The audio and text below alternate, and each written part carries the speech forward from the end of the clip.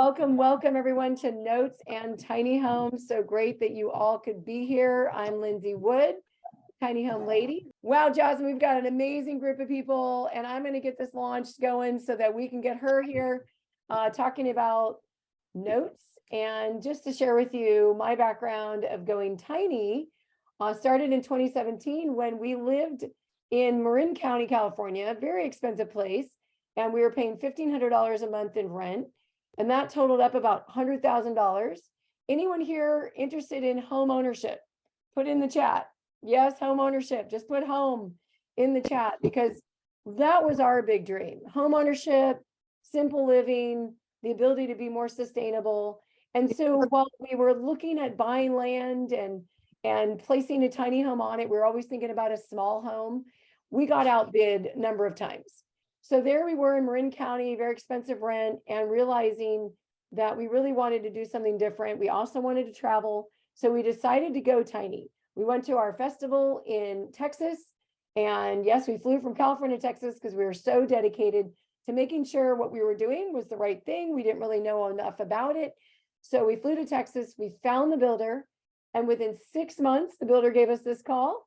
Hey, we're going out of business, and now we've got to pick up your unfinished tiny home. So that was quite a wake-up call for us to, pick up this home and now DIY it for 8 months. But we made it through that, and we then head out on the road and we drove it around the country. We had so much fun driving around the country, just learning.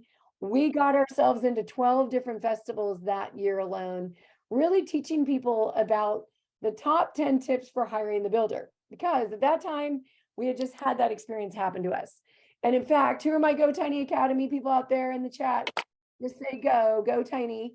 I've got a lot of people here that have been really learning a lot from me as consultants, as well as inside the academy, because there's a lot more to know about going tiny. Milo, come. Oh, there we go. Just go ahead and mute everyone. Milo, come. So as you're thinking about the world of housing, who here is interested in going tiny? Just absolutely knows they're interested in going tiny. What is the number one reason? I'm just curious. Is it financial? Is it simplicity? Yes, Jasmine. I was just saying some form of fashion. It just looks, I have to say, fun, at least the way you're doing it. So just to get all that out of the way, share this economics and all that stuff. But I don't know, it looks really like attainable. Awesome. Yay. Anyone agree with her? Thumbs up. Give us a thumbs up. Awesome. So final thing on my story, and then we're going to turn this over to the note lady, and we're going to come back around at the end of this and share with you an investment strategy that the note lady and the tiny home lady have been talking about for the last few months, which we're really excited about. And you are at the ground floor. It's so ground floor. We're still putting together the floor. Right now, it's nothing new for tiny homes and it's nothing new for notes. But putting these two worlds together, that's where the new stuff comes along. So this story kind of shifts a little bit for us. What we realized after building our tiny home, in driving it for 6,000 miles, it's not really movable like an RV. Because the builder, didn't really quite finish it. They built it in such a way that the weight distribution really threw us around. And we really felt like it would be something that would be great to just place somewhere. Even though we still had a very mobile lifestyle. And we also can live in this area in Ukiah half the year. So we realized that home needed to just stop. We needed to move out of it and it needed to land. And we actually were able to make a wonderful connection with a dear couple in San Diego. And we're so excited to have found them because they had property that they wanted a tiny home on. We had a tiny home that we wanted to place.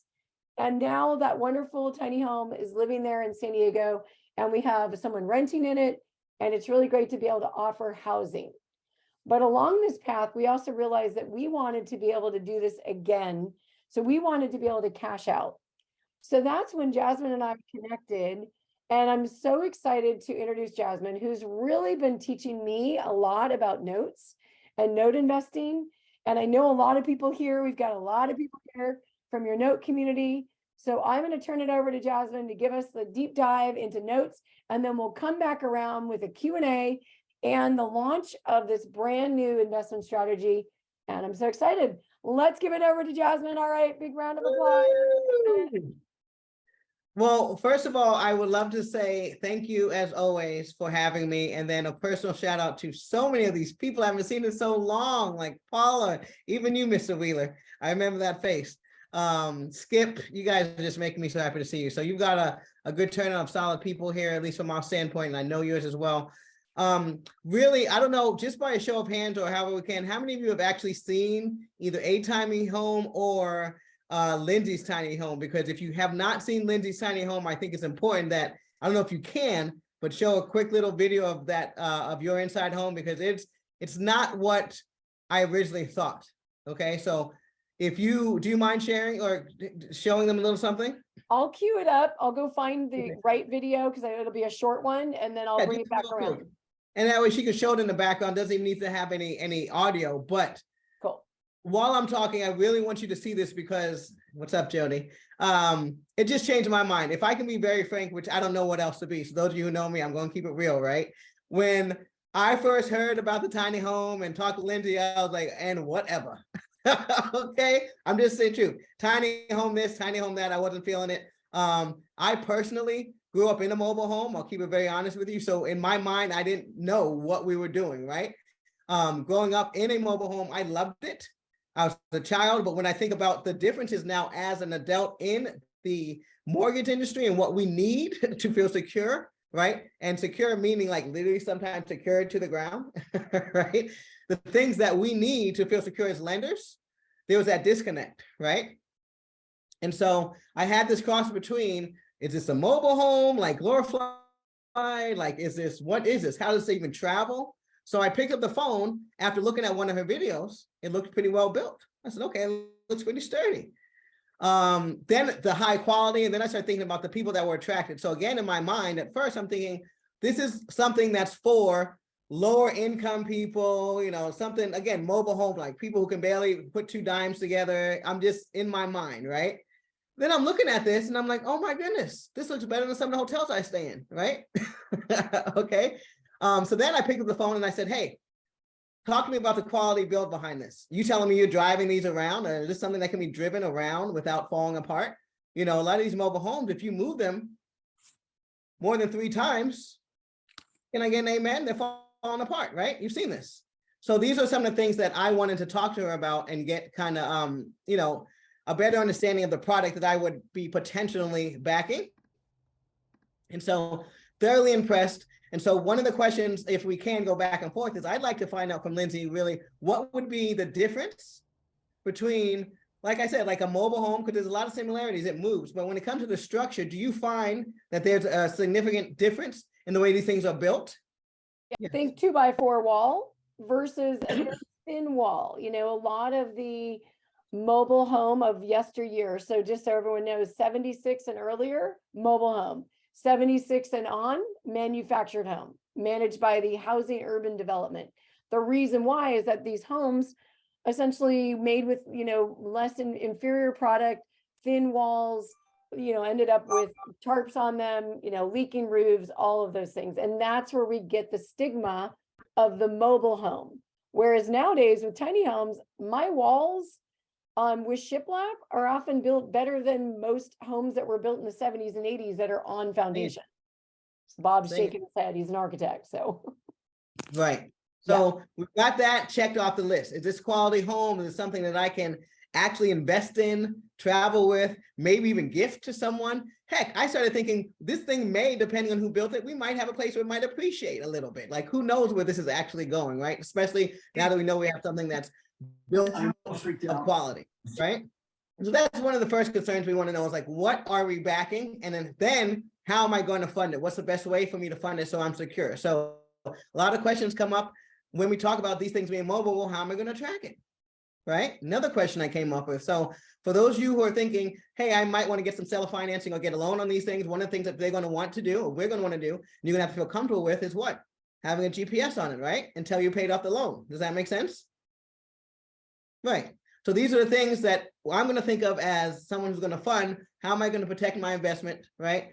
Some of these will be attached. I don't necessarily say attached, but come with land, as I'm finding. But most of them are going to be things that you can get up and take to your friend's house or go somewhere else and rent land elsewhere when you at your leisure, and that's one of the benefits of it. So structure. So that leads to me thinking couple things as a lender. If I start creating these loans, who's going to service them? Right? Anybody think about that yet? Because first of all, I don't want to do the servicing. So maybe a bunch of new people here are, is everyone familiar with what services do, or anybody have a question of what services are and what they do? Please let me know. I'm All new. right. Perfect. So again, speaking a little bit to the note level, because I see a lot of my note members here, but definitely want to slow down. So servicers are basically the landlords to your note, right? So if you have a rental, you have a landlord. That is the person who goes in and collects payments for you, talks to the renter on your behalf. That servicer, for those of you who have a mortgage, right? If you have a mortgage, think you deal with a third-party person that collects your payments. That's the servicer. They communicate with you on a monthly basis. You're late, you're behind, that's the servicer. So we all want to have someone like that in between for many reasons. We want to have a third-party person in there for many reasons, not just legally, but for headache, right? When we become a lender, think about the game Monopoly, right? We've all played it. You can go around, you can rent a property, you can buy a property, you can do whatever you want. But here's what many people don't notice. There's a gentleman sitting up in the corner. He's got a big boulder hat on. You know that guy? Anyone know his name? You do? Tell me. Uncle Sam. Oh, no, it's Mr. Pennybags is his name. Penny bags. But the funny thing about it, that's his name. But my point about him is he's a bank, and he will sit there the whole time. He doesn't care what you're doing because he's going to get in the end. He wins. It's all his in the end. He's the bank. So that's who we are when we become lenders. We want to be the bank. Okay. So keeping that in mind, there are certain things that we're going to want to be secured, like, again, the GPS on the property, and then who's going to service the loan, because we want to be the guy sitting on the corner and not doing anything. Okay, we don't want to check by and come in and collect rent. We want the servicer to do that. We don't want to worry if we're Dodd-Frank compliant. Dodd-Frank compliant or not. So the servicer handles all of that. So I had to make sure that I can find someone who would service it. So I've already picked up the phone, made some phone calls, and I found 1 or 2 people who said they would service it. And they were saying to me, hey, it's just like a mobile home. It's no different than a mobile home to us from our standpoint. So on that note, talking to my lender friends, it's like, well, how would we like to secure this? What type of paper would we use to secure this? So for those of you who are, again, not part of the note community, and those of you who are, it'll ring true, but there are different types of ways to secure a property, right? You can do a mortgage, do a land contract, you can do a lease option. There's all these different ways, instruments that you can put on this. So I'm asking myself, if it's not secured to land, to a foundation, am I going to do a mortgage? Probably not, right? But the question was, does this thing come with title? So let's give another question to Lindsay, because one of the things I want to know is, like, if I do fund this, does this dwelling have title? So how does this work when it comes to title, if you don't mind? Yeah, so it's similar. Like I have a registration form with the DMV. So with a VIN number, if it's got a chassis, and we're just going to talk about the types, there's 4 types of tiny homes. I do a whole hour-long presentation on just that. The first 2 types are RV based. So it's built to a temporary living standard. It's NFPA or ANSI. I'll put this in the chat. And then there's another type that's built to IRC, International Residential Code. That's more foundation based. And then finally, the last one is HUD, and that's Housing Urban Development, your manufactured home. So we largely are going to be focusing on ANSI or NFPA. And these are the homes that are built on wheels. They're pretty much what I call an RV from the trailer down and a tiny home from the trailer up. So they will come with an absolute title. And in fact, some of the other banking institutions, there's only a couple right now that are really leading the storm. There are companies that are loaning on this money, but Jasmine will tell you a little bit more about banking and what's good and not good about tiny homes or regular housing and how it relates. But the opportunity is to get it secured by title. So just like my truck is currently, the title's sitting over in some bank drawer right now. I don't have it personally. I don't personally own that title, but there is a title just like you would get for an RV or a trailer. Perfect. So Yep. That answers that problem for, again, us, the note investing community, right? So what's great about this community is half the people on this call are looking to lend money, right? And collect that monthly income. And the other half are looking to secure loans. So we have a perfect marriage here, right? But you have to understand, what are my people going to want? We want to know how we can secure it. Does it come with title? How we're going to invest it? So she's answered one of the other very important questions to me, which is, does it come with title? So the answer is yes. So if something comes with title, then we can do as we've done before, depending on which is going to be the best. I'm still going to get some more legal counsel on it, but that's where contract for deeds come in, right? So some sort of a contract for that title, contract for that deed. So it's more of an installment contract, again, mirroring the automobile and RV contracts. Again, you don't get the title till you make your last payment. Is everyone following me? Perfect. And so that's, now I've checked off what type of paper would I be willing to offer, right? Based on the type of vehicle that we're working with, okay? And so now we know that based upon what type of numbers are we going to look to get, right? That's the other thing that investors want to know. How much can we charge, et cetera, et cetera. Two things. Since this thing is not attached to a foundation, that promissory note is going to look more like a personal guarantee, okay? Or a personal note, okay? So that's the other thing that's going to happen. You're going to have two different notes. If it comes with land, we'll have one note for the land and the other note for the actual dwelling. So think about that, because those are two different loans that you will have. So if you have one just for the dwelling, then it's standalone, and then you can go and, you know, park somewhere and rent for a couple months here, rent for a year there, and that's just a separate fee. All you're paying really consistently is on the loan for the 10, 11 years. So let's talk about that as well. What type of terms? Considering the product, we don't necessarily want to go out 30 years, right? Nobody wants a 30-year loan on a on an RV for numerous reasons, no matter how sturdy this is, right? We're all here for a little bit of freedom. I love what she calls it, tiny home freedom, which piggybacks on some financial freedom, but it's more lifestyle freedom, but it's all of that, right? And so term-wise, we're not going to want to do 30 years. So same with you, not either. We're thinking 10, no more than 15-year loan. So somewhere in between there, you're doing a 10 to a 15-year loan. So that's, again, why I was really concerned about the quality material, right? This has got to be something after you paid off your loan, you want to still be able to have something, right? You guys are familiar with, you pay off your car loan, and as soon as you make that last payment, the thing falls apart. You're like, oh, damn, the thing falls apart, right? Boo. Okay, maybe it's just me.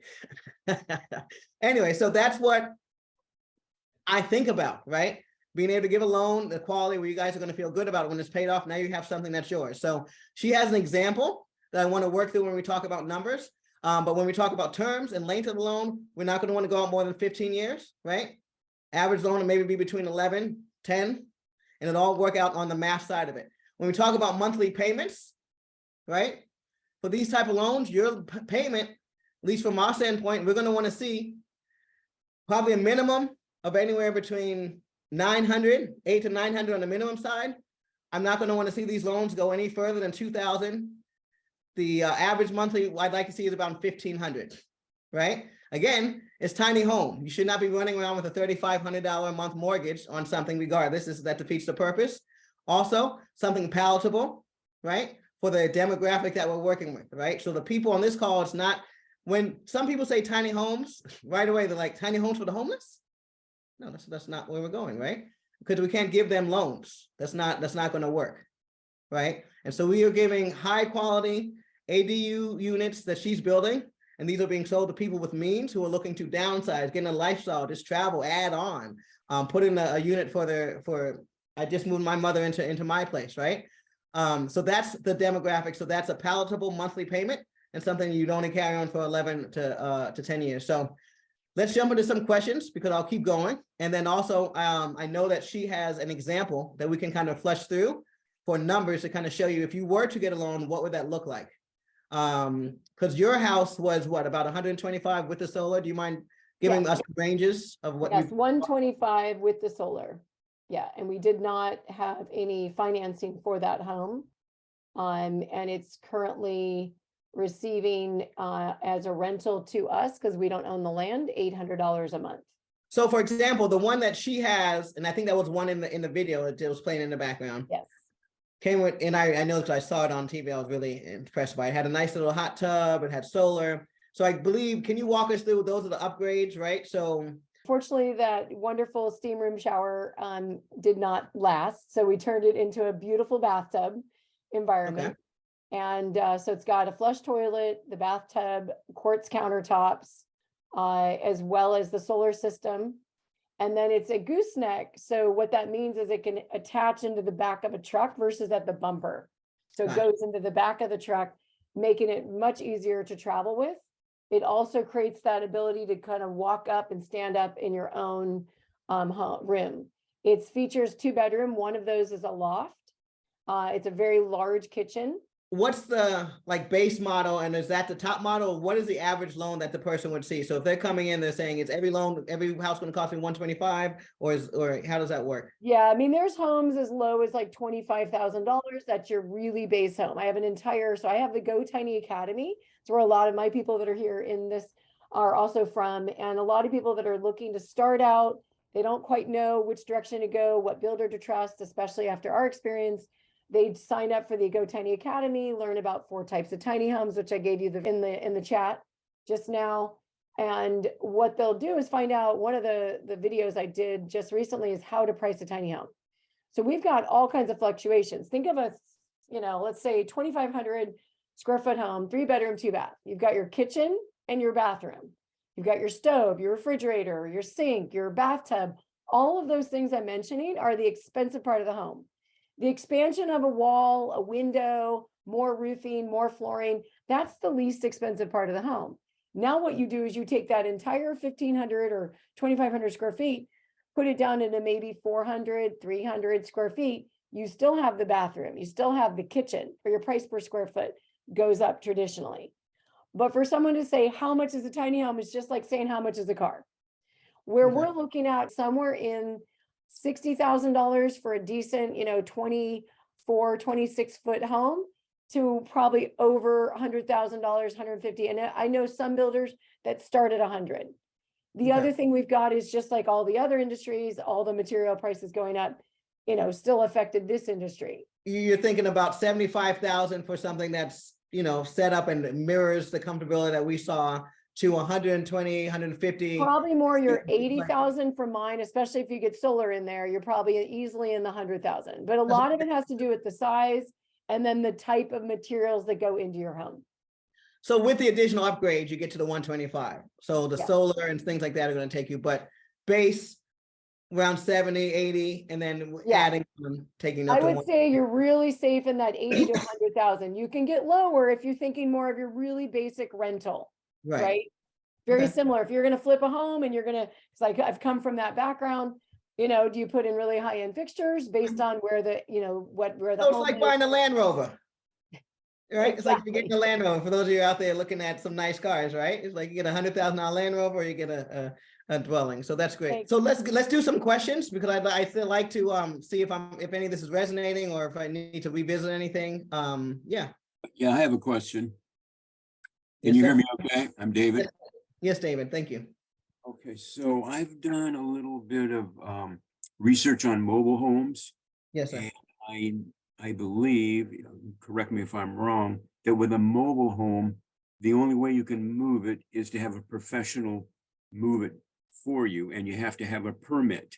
So that makes that attractive collateral to me. It's practically like real estate. It's almost, it might as well be bolted down with those restrictions. It's not easy to move it.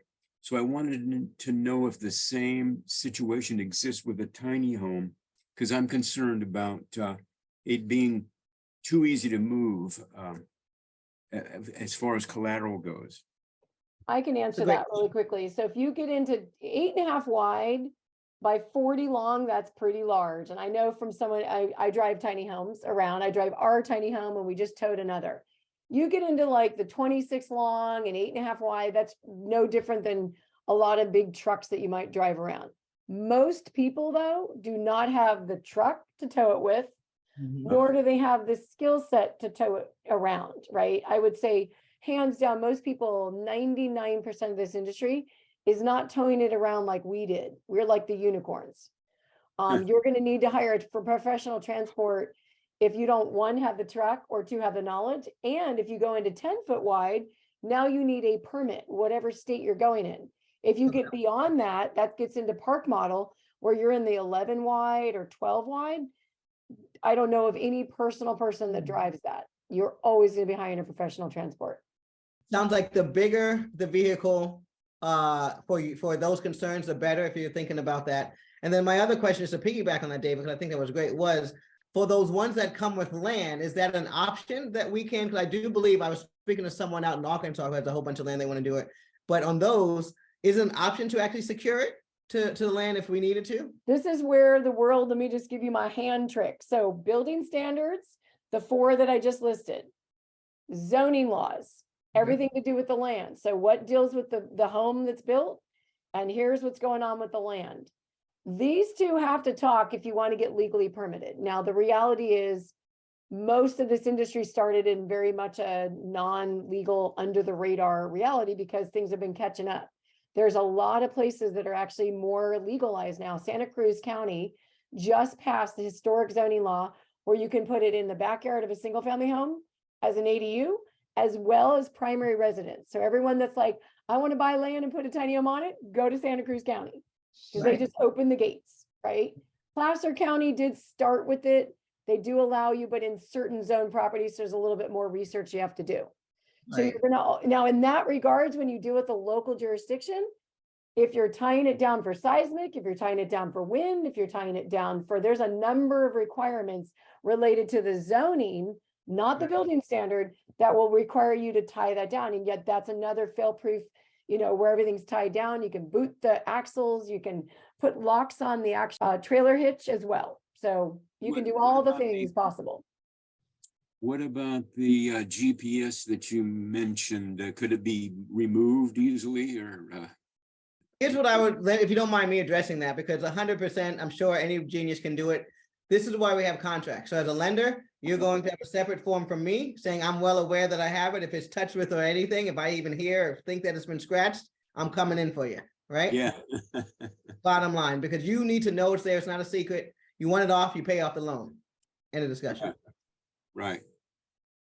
So how would I get hooked up to, well, what kind of interest rate return would one expect for this type of a loan? Wondering if anyone was going to ask that question. Yeah, that was my first question, actually. I was wondering. All right, so I actually broke out my little easy calculator that I like to use for people. I don't necessarily break out any Texas instruments right now, right? Just keep it simple. So I'm not sure if you can see, but I use this thing called Carl's calculator. If anyone wants to follow along, it's free. It's on Apple. It's on all of them. Carl's mortgage calculator. Carl's mortgage calculator. Right. And so what I've punched in here, okay, I'll tell you what I punched in and what it's coming out to. So I've got $125,000. So let's say we're going in for her model and this price is $125,000. I've got a down payment of $15,000, which is 12%. Is that normal? I'm sorry? Is that normal, 12% on a tiny home? Well, I don't know. That's what I'm asking her. So I just picked the 12% because I hear it should go ahead, tell what you think. I think In it's the bank world, I know with Liberty, both Liberty and 21st Mortgage are the two. There's only 2 companies, you guys, right now. There's been a ton like, oh, they're going to be the next amazing saving grace. Nope, turned out not to be. So literally 2 in the country is funding. There may be some, you know, different banks here and there and more of a smaller markets, but we're talking national funding. So you're probably starting at 8%. That's you know, great credit. I'm sorry, is that the down payment or the interest rate? down So payment. down payment is in that 10 to 20. Okay. So just to slow down on that though, because that's an important piece, right? We need to know what is customary, and there's not really an answer to that because this is new. There's not many banks out there doing it. So all the new guys that are coming, of course they're going to ask for 20. It's about the risk. They're going to say 20%. So bottom line is if you can bring 20% down, you're going to have at least those 2, 3 plus me opportunities, right? People who can lend. There's only 3 people out there right now.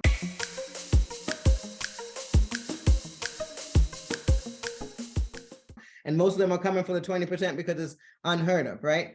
In my mind, again, I'm thinking somewhere between 20, but I picked 12%. I think we'd be fine with somewhere between 8 to 12%. So let's just put it out there. But just to, let me go ahead and go back to my figures. even if I got it down to 8%, which is something probably reasonable for a tiny home that we would consider, every lender is going to be different, right? We probably have some minimum. So if you got 10,000 down now, that's 8%, right? So taking it from the top, 125,000, 10 down, 8%. So whatever the lender will allow, that's going to leave you with this number. Is you are now doing, you have a principal of 115,000. Yes. Okay. So if we do 11 years, that's a $1,500 a month payment. And that's at about 10.9, about 11% interest. Are there usury laws affecting that 11%? Well, here's the funny part. I'm a lender, so I'm going to be upfront and let you know, I already circumvented that by telling you it's going to be a personal loan. That's the main reason why I want it to be a personal loan and not a mortgage or anything like that, because I'm taking the risk. So I don't want anyone telling me I can only charge you 5 or 8% on this. This is a movable loan. So you're going to be in that personal loan category. So I can, okay, especially if you want to come in with only 5%, maybe I'm going to give you a 13% rate. You have to talk to me about what we're going to do. Does that make sense? Yes, and that probably implies that there are no Dodd-Frank problems. Boom, boom, boom, baby. You listen, who's David? She's not showing your face. I see. Okay. I've met you before, but I'm sure you don't remember me. I'm from the North San Diego real estate investor group meetings and without the face, it'd be hard, but no, you're very, very smart and intuitive, and you're asking the question I was wondering if anyone was going to ask. But do we want to? Anyone else have any question? Want to give anyone else a chance? Because those are the most important ones, right? Yeah, I do. right. So your recourse Thank you. then for a personal loan, Mhm. if you have to foreclose, which in this case you're not foreclosing, right? Right.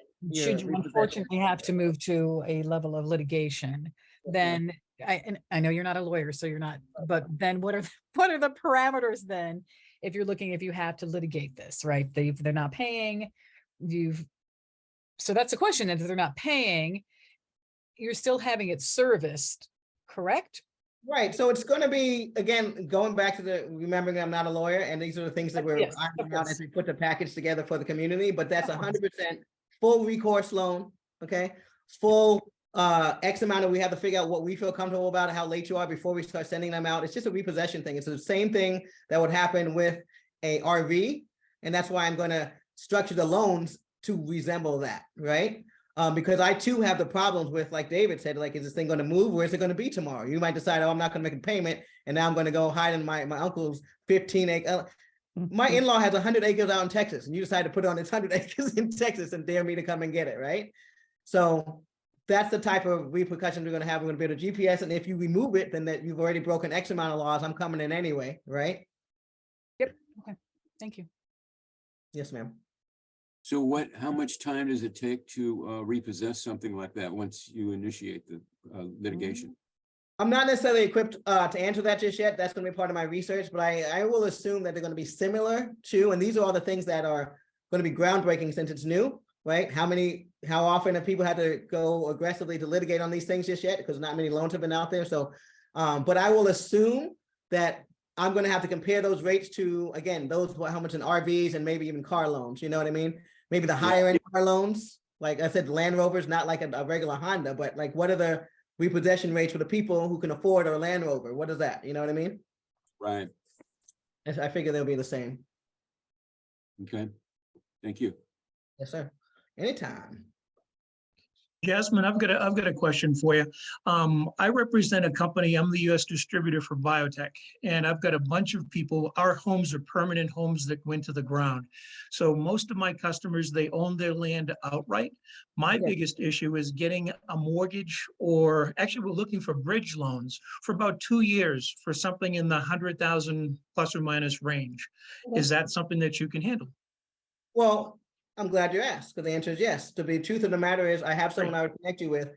I just, through my community, purchased about 3 or 4 bridge loans, and we actually are looking at one in San Diego right now to purchase, and one in Georgia. So the whole thing about it is, yes, there's companies out here that will underwrite you, and then the reason we have a symbiotic relationship is that they will underwrite, and then I will buy them. So I would send you to my friend if you send me your information, and he does it nationwide. Like I said, I'm buying Georgia, I've looked at stuff in Virginia, and they're fairly decent. They're bridge loans, so I got them out for 24 months. And for those of us on the flip side of it, we're getting enough interest to buy them, right? So we're, Are yeah. they in that 7 to 10 range as far as interest rates, or where do they run? Well, it's gonna vary, I can imagine. I know, but- circumstance, yeah. Yeah, but the ones that I've seen, the two I have looking at right now are 8.99. Yeah, so both of them are 8, little over 8. Okay, all right, So- great. Very good. They I'll were get originated like 3 or 4 months ago. Sounds great. All right, I'll be in touch with you. I'll So connect you. I have a Thank you. question. Given Yes. all of this, hi Bob, thank you so much. Thank you. Given all, there's so many people here that are really excited about the tiny home, and I love it. The major part is how to finance these. So I am so Yes. grateful you're here. How do people get in touch with you, Jasmine, in terms of what's the good entry point for finding out more about what you can provide with regards to notes and learning all this, how to note investing? Well, I will definitely throw my contact information in the chat. But just for those who are pen ready, my number is 855-541-6683. That's 855-541-6683. And if you're email friendly, you can text that as well, but the email is APPTS, stands for appointments, APPTS@noteassistanceprogram.com. And you can just shoot my assistant an email and say, hey, I'd like to get a quick call with Jasmine. Or you can call or text that number. Yeah, what I will say is that for those of you on this call, there's 2 ways, right, to look at this whole experience, right? One, we just got exposed to a phenomenal new lifestyle that we can go off and have fun, especially after we empty our nest. I was just talking to a couple friends of mine, and we live out here in California where people just think you have to have the biggest house in the world. I'm at this point, we're over it, right? And so I was talking to one of my friends. He just got rid of his 4,500 square foot house, and I went to my friend's house the other day, and it was like 3 levels and all this stuff. And the amount of decorating he had to do for Christmas was just mind boggling to me. And so as my son is turning 14 and I'm thinking, whoo, 4 years left. Okay. I'm looking at my house and I'm like, it's not extraordinarily big. We've all gotten decent sized rooms. I'm a person that's more land than house. I like more outside than house. But with that said, we both looked at each other and said, I promise you right now, we will never get a bigger house. We're not going over 2,000, whatever, 1,500 square feet, especially as we get older. So just think this is really prime opportunity for us to see how we can live that second half of our life for those of us who get into that, empty nesting stage. And then also that other stage of it is think about why people are here, why people want to become lenders, right? And so this is a passive income stream that you can also add to your investment strategy. So you guys have been exposed to so many things that are cutting edge. I got to just let you know, again, thank you, Lindsay, for letting me be a part of this, because all of this stuff is just mind blowing, especially when we bring it together. And for people like the people I see on this call, okay, from the standpoint of women, the minorities, the people coming from humble beginnings, this is something that they normally are not exposing us to. So I just want to say, again, thank you for the opportunity for us to be at the cutting edge of this. One of my coaches asked me, what are the kind of people you want to work with? Do you want to work with whiners and complainers? And I'm like, no, I want to work with go-getters, because I realize understanding, building standards and zoning laws and notes and how we're going to do this, that's how we're going to fund ourselves out of this affordable housing crisis. Because guess what?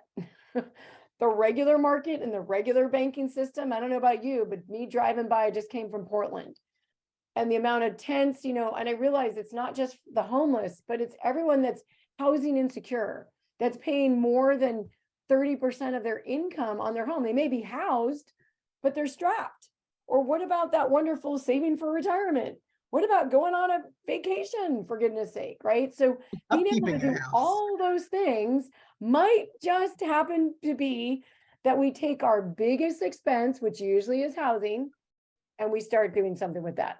And we really figure out what really works for us. This is my buddy, Zach Giffen. If anyone watches Tiny House Nation, you go to the job to come back to pay for the house, to go to the job to pay for the house, and you're just on this cycle. Now put that cycle into the rental world. How many of you want to get out of the rental cycle, right? Because that takes some, now we're paying for someone else's American dream. And that's what I woke up to. I was like, I had to move from beautiful, I love Marin County. I love the hiking. I love the biking. I love all the things you can do there, but I don't like the fact that I needed to make more than $100,000 a year and have to make it so I could afford the $700,000 home that needed to be fixed up. And maybe you didn't need all that. That excess living is passe nowadays. So just really thank you, because it's gonna, I see this more as a movement as well, right? To help us with environment and all that other stuff that some of us are actually concerned about. So we really appreciate it. I say we're separating the church and the state. There you go. And I do want to mention one more thing, and I did tell you guys as we're coming up towards the end, this is probably the moment. Is this the moment where I talk about that What? cool new investment strategy? Oh, yeah, Drum yeah. roll, please. Boom, boom, boom, boom, boom, boom. Da, Yeah. da, da, da, da. Okay, so I don't know where it was at some point. I think I was on my travel trip. We were Truth or Consequences, and I was at a hot spring, and I was talking with you. Oh, And yeah. I think there's a cool strategy here. How many of you know about the BRRRR strategy? BRRR, buy, rehab, rent, refinance, repeat.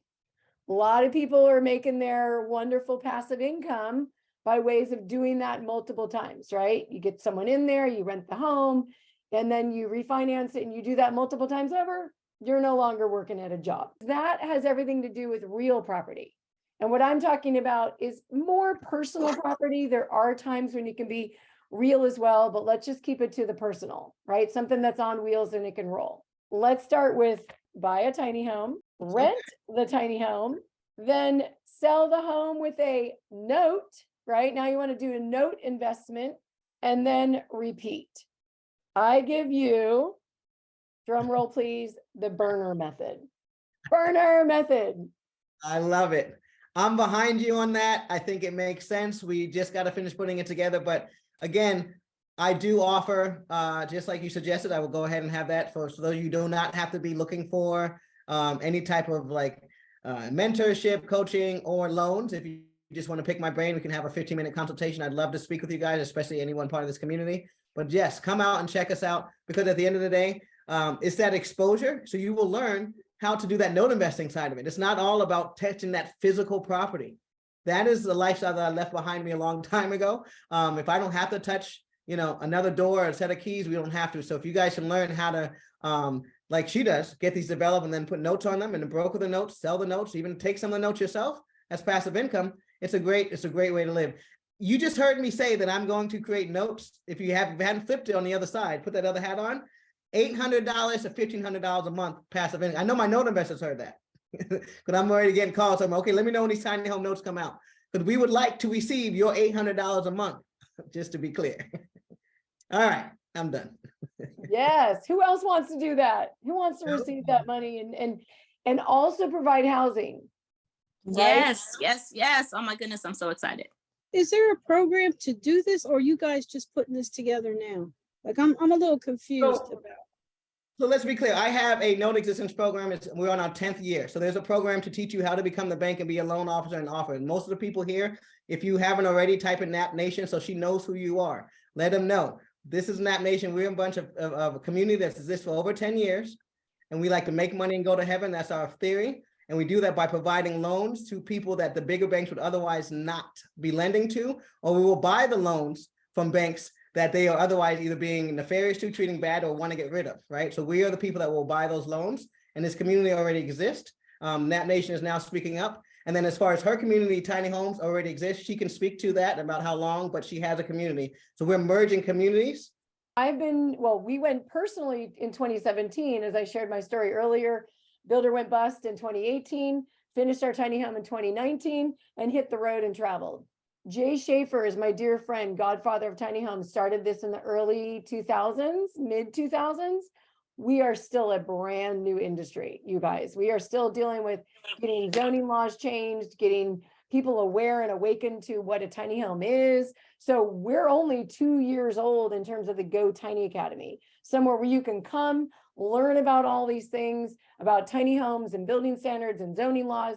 But the cool part is I'm part of the Tiny Home Industry Association, and places like Santa Cruz County that just approved them, and San Jose. I mean, a lot of places in California. I think we've got Portland, state of Maine. There's some pockets around the country, but we have a lot going for us in California because the housing crisis, the sort of appetite for doing more. Right in the county where I'm living, they're about to approve movable tiny homes as ADUs, backyard of single, and as primary residences. So we are having a transformation of zoning across the country. Lindsay, tell them about your conference or the thing that's happening in May, because they can always come out. I want to invite my Nap Nation. I'm going to bring Yes, Jason. in. okay. I will put Tiny Fest, because you know what? There's no Tiny better Fest. I mean, way come on, this is fun. Tiny than to Fest. get into a tiny home than to come to Tiny Fest. And I put on the VIP tours, because if you just come to Tiny Fest, you're walking around by yourself. How do you know who the builders are, what's right for you, all those things. So we put on the VIP tours as well. That's been going for a whopping 6 months, like 3 shows now. So you're really here on the ground floor. I highly recommend, especially showing up as our guest. And then lastly, for the community, we have our podcast. Thank you, Melissa, for reminding me, the Naked Notes podcast.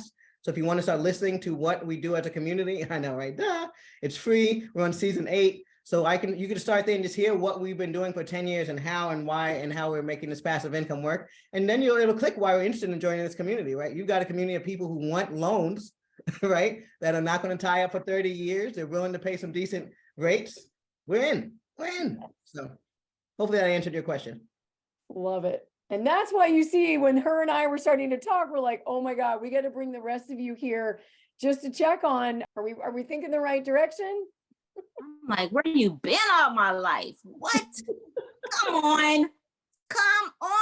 Meow, meow, meow. Don't do me like this. And Yeah, I Lakeisha's look in the Go forward to- Tiny Academy. So we got the Go Tiny Academy and the Nap Nation combining together. What could possibly happen? Oh, more Everything. housing on the Everything good. country. Awesome. Everything good. So yeah, we look forward. We'll talk about doing more events together, but I really think this is a community that can work well together. Because I'd love to see some of you people in tiny homes actually floating around on note money too. Like, why not? Live So, tiny. If you live tiny, just think of how many I'm notes beside you'd myself. have to sell or be a part of, and loans you'd have to provide, different than actually living in a full-size home. Lindsay, I just sent you a message about Not this playing. very thing. About loans. Did I not? You didn't respond. I did see not why see you it. didn't respond. That's how fast it's going. all right. So do we have Alright. any other questions? It's Yeah, we're wrapping right up here, people. Thank that you it's late so on the much. East Coast, but I really appreciate it. Yeah. All right, I'll put my information in. Definitely join us at Tiny Oh. Fest. In fact, you know what, Jasmine, we should get on stage. I have I'm my ready. dear friend is the organizer, so this would be a great time for you and I to be on stage and talk about this, and just imagine what a few more months will do. Is this a question up there with Betsy before we leave? All right, let's bring it home, Betsy. I'm also like a fan, and I do social impact loans to various communities and housing cooperatives. Okay. So, and I've been a tiny home kind of like advocate, educator, whatever you want to call it, with my limited knowledge. So I wanted to ask, one, there's a guy I know who's asked for help to help find people for a manufactured home park in Stockton. And so you get a fixed long-term lease. Stockton's hard, but you get to help landscape this and create community if you want to be in one place for a while. So I talk more to people who want to find a way to have a home. And of course, we all love the traveling, but the home base is so crucial as well. So I wanted to know, why not just go to a credit union? Because they make housing cooperative loan shares for mobile homes as well as vehicles, as far as I know. It's not a mortgage, but they offer 12 to 15% loans. Why would you be an advantage? Honestly, I love what you're doing. So why not just go to a credit union? Because they make those kind of consumer loans. Yeah. Is there any credit unions you know that support it? Or is So it really the notes are the one way to go? That's the answer to your question right there. You answer your own question. There are not any credit unions that are doing this right now. So the reason we're here is that we're going to be first to market. There's only really like these 2 banks, and they're so sketchy. They're charging you 20%. They're securing their self so much that you might as well not even have a loan, right? But- And so Okay, so if you're going to the manufactured home standard though, or a mobile home standard, especially. here's okay, what I I'll can just tell you. stay there. I believe credit unions do make Betsy, consumer. if you build it, they will come. So mark Yeah. my word. That's why we're here now. Yeah. Because it's only a Okay. matter of time that they start coming in. So we'll Yes. get more competitive. Yeah. But I can tell you as of today, right now, if you walk into. a This credit- is the game. This is the only people, New you price. guys. Here's the other have brought this major marriage part to about people. this, you guys. I field this question all the time.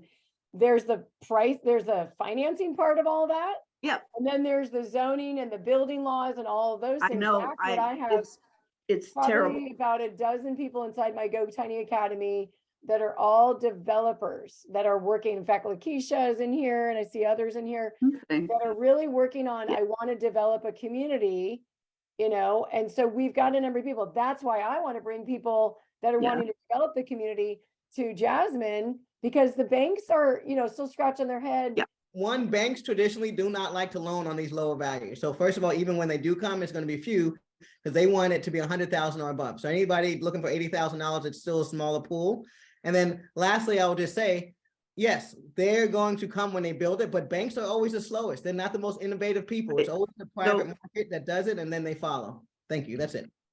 Okay, well, at another time, I hope to hear you guys and also offer that, yeah, there's some other windows for any of you who aren't trying to be landlords or lenders, but want a house that you can afford that's a home, you know, small Yeah. scale. But I really appreciate what you're doing to give us all greater choices. Thank you all for being here. I so appreciate Jasmine. High five. Woohoo. Woo, we did it. Awesome, awesome. Thank you, Nap Nation. Thank you, Go Tiny Academy. And thank you to all of you that are looking through this world of how can I be involved in the tiny home movement and also be the funder, the loaner, you name it, all of those great things. So thank you, thank Was this you. recorded? All right, Yeah. everyone. Thank you. Have a great night.